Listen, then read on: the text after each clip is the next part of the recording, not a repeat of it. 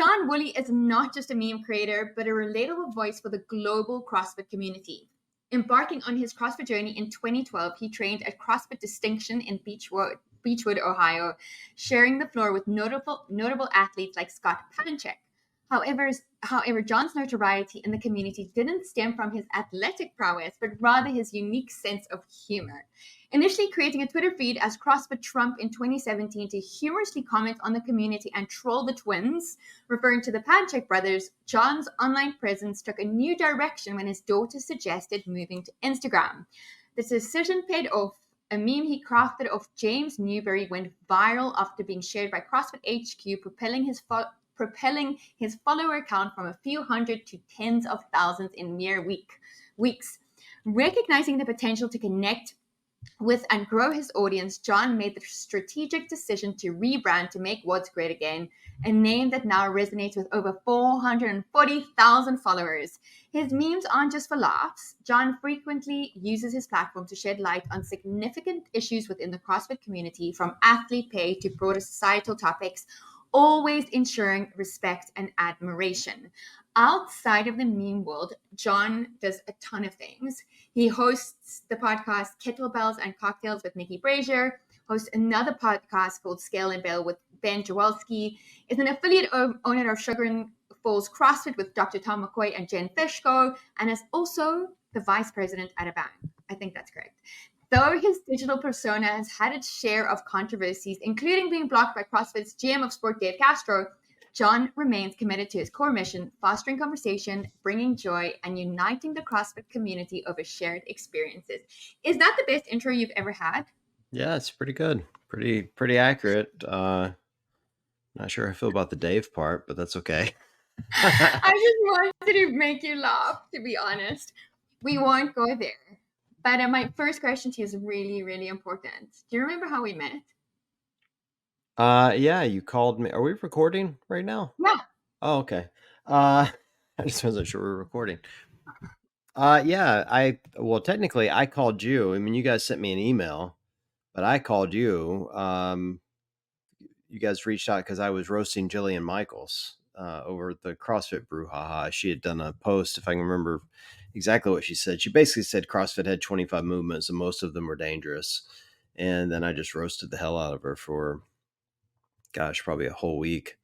And then I got an email from I'm assuming you. It was the CrossFit Health page on Instagram. And then I also got one, and I, for the life of me, I cannot think of her name off the top of my head. But I got a second email saying I needed to call Greg. And it was the woman that lives in DC. What was her name? Nora. Yeah, Nora. I had asked Nora if she knew you and if she could reach out to you. That's right. Yes. Nora Green. Yeah. Nora Green. Sorry. I feel bad I couldn't remember her name. But anyway, so I was sitting there with my daughter and I'm like, what do I do? And Meg, who's my youngest, was like, you call the number, like call and see what they want. So I called. And you answered the phone, and I'm like, yeah, this is John calling for Make What's Great Again. I'm calling for Greg Glassman. And you're like, yeah, hold on. He's right here doing his laundry. I'm like, what? You're like, yeah, we're in a laundromat doing laundry in Nashville. And I'm like, okay.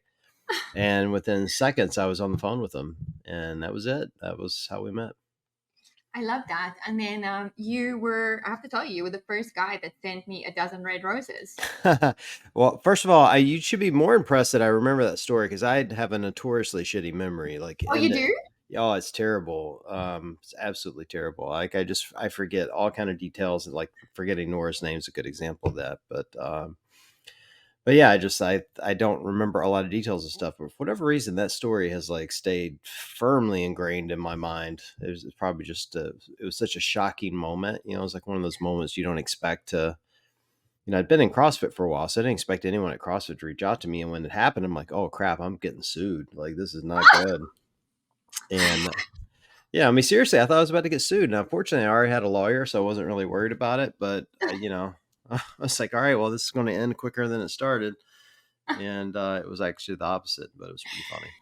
It was absolutely the opposite. It was more like a love letter to you than anything threatening. I mean, Greg was so impressed and was just so grateful for the stuff that you were putting out about Jillian Michaels that he wanted to reach out and just say thank you. Yeah, it was nice. It was very nice of him. I was disappointed I didn't run into him this weekend. He was in Madison. Yeah. And I was up in the affiliate lounge. I'm an affiliate owner now, and I wasn't actually up there when he was there, so I didn't get a chance to talk to him or see him. So it's a bummer. Well, we're gonna have to make it happen at another time. Yeah, But there you go. I want to, okay, so I want to start at the beginning. Can you take us back to that moment when, after submitting your meme featuring James Newberry in response to the meme challenge put out by Kayla Banfield during the 2018 regionals, CrossFit HQ then shares your creation and your follower count begins to skyrocket? What was going through your mind at that time? Well, the whole moment was weird, and it turned out to be more than just Kayla who did it. Oh, Yeah, so like Kayla shared it, and I picked up a bunch of followers real quick. It was a really dumb meme, by the way. But I've always had this like kind of knack for following the details of people, like knowing who they're connected to. yeah, And I think honestly, I think that's the kind of the power of the page and why it's done so well is that its relatability and understanding what people are thinking and doing and realizing like whatever dumb things I'm doing in the gym, you're also doing in the gym. And so I pay attention to like the close details. So like in Kayla's case, I knew she was dating James Newberry and she was the one that threw the challenge out. So I'm like, well, if I do a meme about James, she's going to see it. Whether or not she shares it or not, it's a different debate. But as long as it's funny and she sees it, she'll likely share it. So, and she did. She shared it, and I picked up a lot of followers really quickly doing that. And it um, wasn't a very far leap to say, all right, well, if I can get this person to share and I can pick up a lot of followers, like the trick to getting followers to get more people to share. And so in the early days, I started with athletes because that was, really where people were gravitating. Like, the CrossFit games were really up and coming. Regionals was a big deal. Um, Most of the athletes had pretty big Instagram profiles. So I'm like, well, if I get the athletes to follow, then they will like it. And I kind of learned over time that while that was impactful, the real power was in the gyms, like in the affiliates. If I could get, one or two people in an affiliate follow, they'll share to all their friends in that affiliate. And then I get all the members, and like getting 150 people in a gym to follow you is far more powerful than getting Rich Froning to follow yeah. And so that was like, that's where I started to learn very quickly the power of sharing what you're doing and making sure that whatever you're creating was relatable to the masses. Which is so interesting because you often address controversial topics in the CrossFit community, which can be a very volatile community, and people can Mhm. be quite sensitive in that space. As fun as they can also be really sensitive. How do you balance the line between satire and respect, especially considering the diversity within CrossFit? I'd like to say it's hard, but it's actually not as hard as you would think. I mean, like I created some rules for myself early on that I've stuck to this day. And they're real simple, real basic. Don't sexualize the athletes, male or female. So, like an example of that was like I don't do booty short jokes. Like it's just it's a relatable thing to say that women in our sport run around in sports bra and booty shorts, but it's that's like the lowest base of humor you can do. you But and know it just dumps it down. yeah, exactly. Not like I will make jokes about people running around shirtless, but I don't feel like that's a sexualization of the sport. No. Like that's just a fact. Like you walk into a Yeah, CrossFit gym and 90% of the people are damn near naked. totally. So that's not a big deal. I don't do jokes about race, LGBT. I try to steer away from religion, like things that are like really, really near and dear to people's hearts. Like the joke has to be really good for me to get near any of those topics. Because there's so much more things that are relatable for us that we do. It's just easy to stick to better things. But with that said, it's important that you stay a little edgy. Someone told me early on, and this has always stuck with me, that you kind of have to piss off 10% of your followers to gain people. I've told this to so many people. I think no one believes me, but I this do. is yeah. Well, this is absolutely the truth. So everybody's got that one friend in their life, and some of you have more than one. But you have that one friend in your life that's a crank, like a total goofball, like a loudmouth, complains about everything. He's either far. It's always a he, by the way, but they're either far to the right or far to the left. It doesn't really matter. They're one or the other. They're not in the middle at all. strong opinions about everything, right? And you love them. They're great for many reasons, but they're kind of nuts, right? Yeah. That's the person I want to piss off. And here's why, because they're going to jump into the comments and rail on you and send it to all their friends and go, "Oh my god, you're not going to believe what this guy said." Well, what they don't realize is all their friends are pretty normal people. And they're going to look at it and go, "Oh man, so and so is on a tangent again. Let me look at it." And they'll look at it and go, "Oh, that's pretty funny." And they'll all follow you because they're normal people, Yeah, yeah, yeah, right? yeah, yeah. And so that's the trick. Like I heard, do you know who Bill Barr is? No. Comedian. So Bill Barr's an American comedian. He's very funny. He kind of looks like he's bald and he tells horrible jokes. Like he's really out on the edge. And I heard him say this the other day and it really stuck with me. He's like, you have to tell a joke that pisses off both sides and then just sit back and listen, sit back and wait. And he's like, that's what the magic is. And the joke he told, he's like, Trump is such an idiot. He's going to make me vote for a woman. He's like, and then you just sit back and let the whole place implode. He's like, that's where the beauty in comedy is. And I was like, you know what? That's exactly the way a meme page is. If you can piss off everyone in one fell swoop, you will pick up so many followers. Like, so there's a real balance there in how you do it. I just try to do it in a way that's, I don't know, like within sport, it's different. Like if you want to do it in CrossFit, you got to make fun of kilos as an example. Like all of Europe America's the only country uses Yeah. pounds, right? I, So I know. yeah, so if I can, make a joke like, I could lift that, but kilos are dumb, and all the Europeans are going to be pissed off. And some of the Americans that can actually lift that are going to be pissed off too. Like it's just you just got to find your spots. So Oh, I love that. Well, I mean, moving away from just like the humorous side of what you do, you often take on serious subjects as well. Do you have an example of a moment in time that you took on a serious subject in a humorous way, causing your audience to reflect more deeply on a very specific issue? I do that.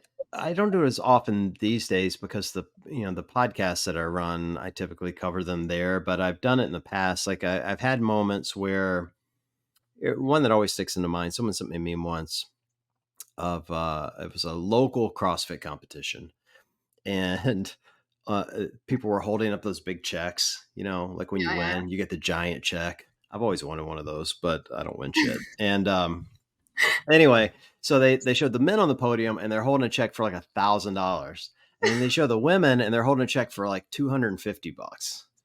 And I'm like, oh, this does not sit well with me. You can't pay the women less than the Wow. men. And I don't even remember what the meme was. It was something like when the women's workout is 70% worth of the men's or something. Like, I don't know. It's, I was trying to connect it to, women make less than men. Yeah. And, oh my God, this was in the early days of the page, but it blew up so much. Like people just lost their minds, on both sides. Cause you got people, kind of defending the way it was done and people coming in, defending, women should be equally paid. And it was just funny, so, I tried to do that more early on than I do it now, but I still do it some depending on, what the topic is. There isn't as much going on in CrossFit these days as there was then. It's No. like it's a much more corporate environment now. So, you have kind of less drama, but if it comes across my plate, I would probably still do it. I don't chase followers. I don't chase Instagram fame. Like if for me, I want to speak about things that are interesting to me and see what happens. And bring joy to people. John, who's your favorite person that you've ever interviewed for kettlebells and cocktails, or Oh, for but make pods great again before we besides close? you, you mean besides you, you Yeah, interviewed with me once. I know. Oh, I don't know if I have a favorite. I mean, it's funny. I've been really blessed to be able to run that show. And I was thinking about it the other day that I don't think there's been less than a handful that I look back on and think, all right, that wasn't a good interview. Like, Wow. I mean, it's really, and even the ones that weren't good were just bad for weird reasons. Yeah, You know what I mean? Like yeah. we did one once with a really popular athlete. I'm not going to name who it is. but it just wasn't good because they were really young and they'd like never been interviewed very much. Right, And right, right. and and I never aired it. Like I literally never aired it because it was so Yeah. bad. I'm like, all right, I don't want to, hurt this athlete's feelings, But most of them are really, really great. Um, I don't know. That's a hard one to answer. I love talking to Kelly Starrett. Like that dude is so funny and Oh, and easy to talk to, and he's so brilliantly smart. So he was super fun. Um, Gosh, we've had all the champions on. Frazier, front. We actually all but Tia somehow, but Frazier and what? Front. We just haven't gotten around to it yet. But we've had Waiting. Frazier and Froning and Medeiros and all of those, and so those are fun. Probably my real favorites are like Haley Adams is a real Oh, favorite. Like I love her so much. She's like one of my kids. Like she's the same age, or or just barely older than my oldest daughter. And I feel like kind of this kinship to her. She's also a Southerner, which I am too. So we have that bond. Danny Spiegel is a close friend, yeah. and so every time we're talking to her, it isn't like an interview. It's just like catching up with someone you haven't talked to in a while. Um, so I don't know. I mean, but even though those are great, kind of everyone we talk to is spectacular. We just had, as an example, Amy Bream on, who's an adaptive athlete. She lives in Nashville. She's her impairment is she's missing one of her legs, or she has, kind of below the knee, or actually, I don't know the medical term, but she was born that way, so she doesn't Okay. have her full leg on one side. And terrific athlete, but just so much amazing insight, and like just getting a chance to learn about how different her life is, and um, how she's adapted the sport of CrossFit and how she found it, and just her positivity. It's a real blessing to Oh, be able to talk to people like that. So I'm not sure I have one, but I can tell you, I really love telling those stories and learning about other people and getting to share them. I love that. Hey, have you interviewed Con Porter? No, I have not interviewed Con. Con is the prettiest man in CrossFit too. That's why I'm Um, asking. you know what? It's funny. I was just talking to somebody about him the other day because James Newberry over the years has become a friend, and Yeah, and they're really good friends. I ran into James at Wadapalooza. It was a funny story. This was like a real kind of geeky moment for me. I was at Wadapalooza on my phone, as I normally am, Yes, you are. and I don't even didn't wasn't even looking up. I was just like looking at my phone, and James walked over and he's like, "Hey, John, how are you?" And he's talking to me, and dude is wearing nothing but a speedo, and I'm like, "Bro, put some clothes on." Like I'm like I'm making direct eye contact. You ever had that moment where you have to make direct eye contact because you're going to look down and like you're going to stare at his body? And in my defense, the dude looks like Adonis. Like I say this as a straight white male. That dude is beautiful. Like he is so beautiful. And I'm trying to like look him dead in the eyes. And then Khan walks up, and Khan is also in the same Speedo. And I'm like, bro, you guys have got to put on some clothes. Like I'm getting a headache from having to make direct eye contact. You Did you know, take a selfie with him? I think we did take a photo, and then That is people came over for autographs, and I love both of those guys. Like I love everything about them. I think they're, you know, uh, obviously fantastic athletes, but beyond that, they're both like really fantastic people. And what I love about Khan is he often shares his story or his views around mental health. Like he's, Yeah, had struggles with depression and other yeah. things. And I love his openness. I think that's great. So we'd love to have him on at some point. Yeah, that's what I'm asking. And actually, the reason I really really like him as well is because of that, because of the mental health stuff they shares, and then Yeah. he's so funny. I don't know if you ever saw that video he was making for his OnlyFans account, where he was doing like a magic mic move on the counter of his on the kitchen counter. He ended up breaking this light lampshade. Anyway, it was brilliant. But I hope he's making $1 million on OnlyFans because he deserves it. That's for he sure. deserves it. If I had a million, I would totally give it to him. But Love it. anyway, this is not about Khan Porter. This Yep. is about you. And now that we've kind of gotten all the meme stuff out of the way, I'd love to dig into your personal health journey because you do have a very powerful story, and I wondered if you would share it. Sure. Well, what do you want to know? Everything. What happened? Where it started, what happened, how it is now. Because there's been a huge shift and a huge change. I mean, even in your abs alone. Oh, you like my physical health? Well, No, I don't want to do physical health because that is easier. I want to look at like the stuff like mental health. Going from being physically not necessarily the healthiest person, how CrossFit changed your life, like, and how it's changed now, starting to work with Tom and Jen, and Yeah, yeah. the whole evolution for you. Yeah, I mean, it's well, I mean, using the term journey is the right way to go. People often ask me, how do you stay fit? What's the secret formula? What's the one thing the question I always get is, what's the one thing I can do to stay fit at fit? Like, I'm 50, I turned 53 yesterday, right? And Happy thanks. birthday! And people are often like, well, how do I want to be like you at that age. What's the one thing I can do? It's not one thing. It's like 15 things or 20 things. Like, I'd have to really sit down and write them out. I tell everyone, over the course of this journey, early on when I started, it was just CrossFit. Like, you go in, you work out really hard, you sweat, you cry, you cut your hands, or you rip your hands on the pull-up bar. You try paleo for a while, that kind of sucks. Then you try the zone diet, that kind of sucks. Like, Yeah, you try all the little tricks that you read from everyone. But the reality is, it's a bunch of things combined that create a better health journey, both physically and mentally. I've had ADHD since I was, forever. I mean, since I was a kid. Didn't even realize it when I was younger, but I figured it out probably in my early 40s.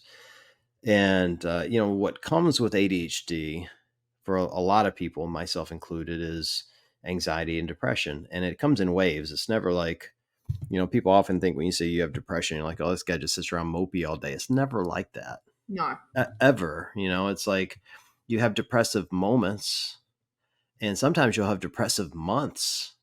But it's like almost like a roller coaster. And that's the I hate to call it a problem, but that's how ADHD works. You're never quite sure how it's going to hit you. And so you can manage it with meds, and there's no shame in using medication, but there are other things that you can do to manage it. And over the years, I've started to figure out what those things are. And it's a lot of little things. Some of it seems really simple. Some of it's a little harder than others, but if I could break it down into small chunks, it's, you got to get a lot of sleep or enough sleep, like, and that's probably the number one key where I think most people miss, and where I missed early on was, not getting enough rest. You got to let your mind reset. You got to get sunlight, nutritious food, try to reduce stress in your life. You got to work out. You got to do hard things. I'm a real firm believer that one way to get past a lot of the stuff is do really, really hard things. Like, yeah, I do every Sunday, I go to my affiliate and I do these workouts that are, a minimum of 60 minutes long, and they're hard. They're like real hard. And it's not because I like beating my body down. It's because when you do really hard things, when you hit a depressive moment, they don't seem so hard anymore. Like when you really are pushing through something that you feel like you're physically going to break, when you roll up against something mentally, you're like, all right, I've been here. I've done this. I've been through worse than this. I can push through, and it's a huge help. And then, I've just tried to do a better job taking care of myself physically. Like obviously my gym partners are doctors. One's a doctor, the other's a nutritionist, and they've put me on a better path, both from a supplement standpoint and from actual food. Get my blood work drawn a couple of times a year, to make sure I'm keeping all that in check. So it's a lot of little stuff, but it's if I could just tell everybody one thing, it's just investing in yourself. Like, it's kind of that simple. I'm just saying, all right, I'm going to take time every day to invest in myself, and every day is not going to look the same. yeah. Like, I mean, sorry, yeah. well, I was going to say today's a good example. I think often people think, all right, well, if I'm going to start this workout strategy, every day is going to be hard. And that's not even close to the truth. Like, I look at my days and like, I just want to be consistent. Like, my workout today wasn't very hard, but I didn't want to do it at all. I didn't Yeah, like, I was like having a depressive moment. I'm like, I don't want to go do that at all. I don't want to. I did it here at home, and I have an amazing gym in my basement. And I was like, I don't want to go work out. I just like, I want to chill on the couch and watch Marvel movies, just like do nothing. Instead, I'm like, all right, I'm going to go move, just move for 30 minutes.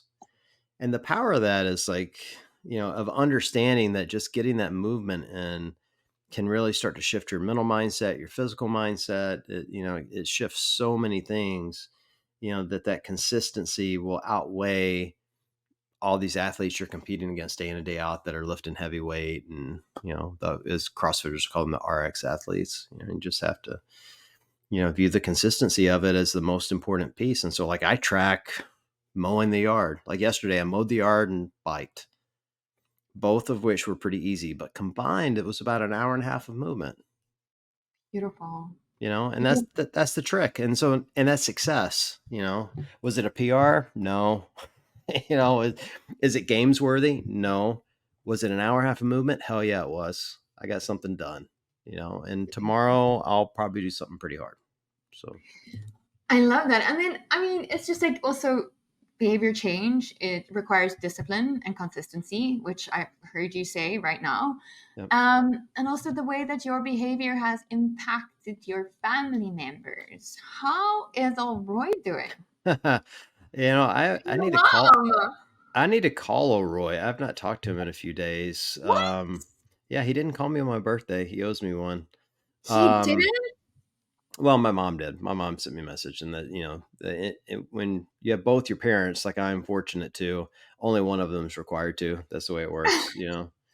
Um, so my mom reached out, but he's good. He battled a cancer diagnosis a year or so ago, and so he's clear of that now, but he still has to do some treatment. And so that sucks the life out of him a little bit. But he's still CrossFitting, goes CrossFit Tupelo in Tupelo, Mississippi, and he's like the mayor of that gym. Everybody knows him. He works hard. He just goes in and gets movement, and he's been doing that for a couple of years now, and it's made a big difference in his life.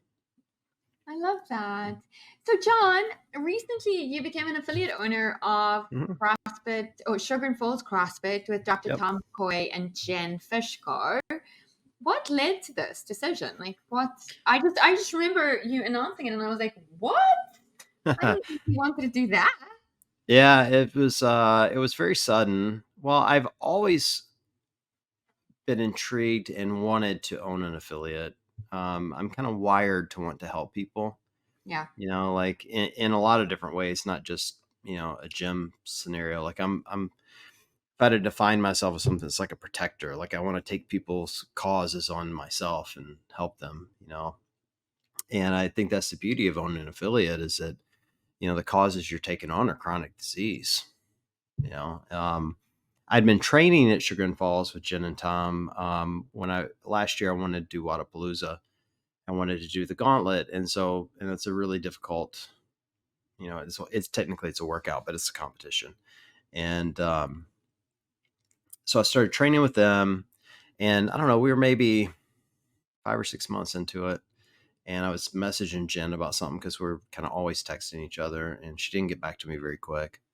And later in the day, she's like, "Oh, I'm so sorry. I forgot to text you. I was busy at the bank trying to get some stuff done. I don't know anything about banking." Now, for those that don't know, I'm a banker in my real life. Like my Very full-time job, successful one. yeah, is a vice president for a retail bank. I manage 16 locations and about 100 people. And of course, and I'm also sarcastic as hell. So I'm like, yeah, Jen, if you only had a banker in your life that could help you with this, like, and she's like, "Oh my God, I forgot you did that." And I'm like, "What do you need?" And her partner uh, was looking to sell his portion of the business. She's like, "I need a business loan to buy him out." And I'm like, "How soon do you need it?" She's like, 2 weeks. I'm like, "That's not going to happen. It's just not that quick. How much do you need?" And she told me, and it was sizable, but this is a gym that I love and a great community. And I'm like, "Show me your books, and I might be interested in doing this." And within a couple of weeks, I cut her a check, and it was shortly after that we brought Tom in. We thought, it made sense. They already had a business together, and we thought the three of us would make a pretty powerful team. And yeah, Tom and I came in and bought a portion. Jen is still the majority owner. Tom and I are technically minority owners.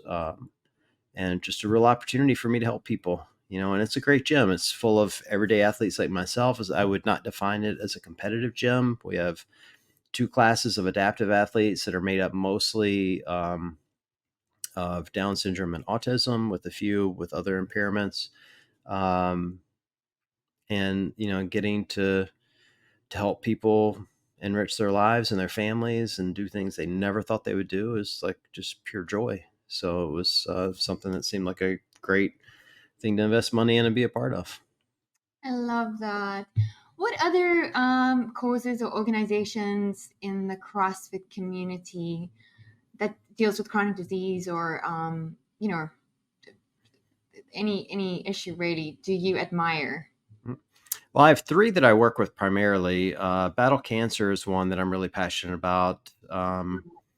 Literally just did a workout for them. We did a kind of a meet and greet / workout in Madison. I Uh, saw. yeah, Scott Bretz is a great, great, great dude, Yeah. and a tremendous organization. And so I love helping them. There's a second organization called Forging Youth Resilience. They help young people in disadvantaged neighborhoods and come from kind of underprivileged lifestyles, and they give them mentorships and coaching and get them into fitness. And they're squarely in the CrossFit space. I love them to death. And then there's a third one I just started working with called the Warrior Wad, which is a veterans charity that helps families with veterans that have PTSD. And I mean, I'm really simplifying it, but that's basically what they do. And those are the three that I'm probably going to invest the most time in moving forward. I'm not opposed to helping other charity. Like, I love charity work, so I'm going to help almost anyone that asks, assuming I have the capacity. But those are the three I like to spend my time with. Oh, I love that, and I'm familiar with those, and they are all incredible organizations run by really beautiful people. Yep. They have a real heart and soul that is about the people that they're wanting to help, which I think is rare. Okay, you have so many guitars behind you. Oh, that's not even half of what's in this room, for Can you whatever play that's me a worth. song? Oh, we can't play online. Like the latency would be very weird. Very weird. Okay, so that's a no. No one needs to hear me play. Tell me, but do you just love music? What's your favorite? Yeah, I love music. I love all music, to be honest. Pop, rock, country, like you name it, I'm going to listen to it. I've played since I was 12. I've been collecting for a couple of years now, which is why I have all these stupid guitars in here. I was just thinking I need to sell some because I'm not playing them all. Uh-huh. Um, but yeah, it's a fun hobby. It's like anything else. Like, it's part of my ADHD personality. I've 13 guitars, 20 pairs of CrossFit shoes. Like, I was literally just looking at a pair of shoes. I literally have 20 pairs of shoes and just bought a pair of Rad Runners 2 weeks ago, and they're releasing a new one tomorrow, and I'm like, I think I might need that color. It's like it's just dumb. I love that. Well, and where's Bean? Is he around? He's right here. Come here, Bean. Come here, buddy. Hold on, I he's right always here. like my Come moments here. with Bean. Come here, buddy. Oh, there he is. See? Oh, look at that magical face. Oh my You God. I think he likes me. see how big he is? Hold on, I'll hold him up for you. Yeah. Look how big Oh he my is. Look God, at him. he's huge. Is he obese? Yeah, he's gigantic. He's Are so you big. feeding him too much? Uh, no, hush your mouth. No. He's like, no, I'm not eating enough. Look how cute he is, though. He's adorable. Oh my God, he is the cutest thing in the whole world. Okay, John. So I'm organizing this event called RevitaFest, which is the Mhm. Revitalize, which is basically my idea of bringing a health conference where we educate people as to various health conditions and lifestyle interventions to combat those, and mix it with a music festival. And this year it's going to be a virtual event, and then next year we are going to be in person. Will you Okay. play a song when we do the in-person event? Sure. What do you want me to play? I'm going to have to think about that. It has to be something very special and meaningful. You're killing me with the song. Who do you like? What bands do you like? Wait. I at the moment I'm very much into like dance music, which I don't think you can play on the guitar. What music? Like dance music, EDM. Oh yeah, I can't do that. Just like boom, boom, Um, like that. but Yeah, wait, was that song about a small town girl living in a lonely world? yeah. That's Journey. That's definitely not Yeah. EDM. No, no, I know that's not idiom, but you could play that. You could play Journey for me. Okay, I can play Journey. Start I can do that. practicing. I can do that. Okay, perfect. So we're coming to the end, and I want to be so mindful of your time because you are the vice president of a bank and all. You mentioned that the main goal of your page is relatability and to foster connections within the CrossFit community. Where do you see Make What's Great Again heading in the future, and what impact do you hope to have on not only the CrossFit community, but maybe a larger audience as well? Damn, that's a good question. I wonder that often myself, to be honest. I'm not Yeah. always entirely sure where it's going to go. I I had someone say to me the other day I should be more. They were lecturing me, and they said you need to be more careful how you word things because you have a lot of What? like you have a lot of influence in the community, and I never view it that way. Like I literally don't. I often just think I'm talking to myself on this page, you know. But then it did kind of occur to me as like, well, maybe I should be taking on more causes and more, you know, and wielding more influence, not because I'm looking for power, but because maybe I have the opportunity to help others, like, so I can absolutely see myself leaning more into the adaptive athlete space. Like an example of that was this weekend. I talked about it on the podcast this morning that I released that CrossFit really dropped the ball on the coverage of the age group and adaptives over the weekend. And Yeah.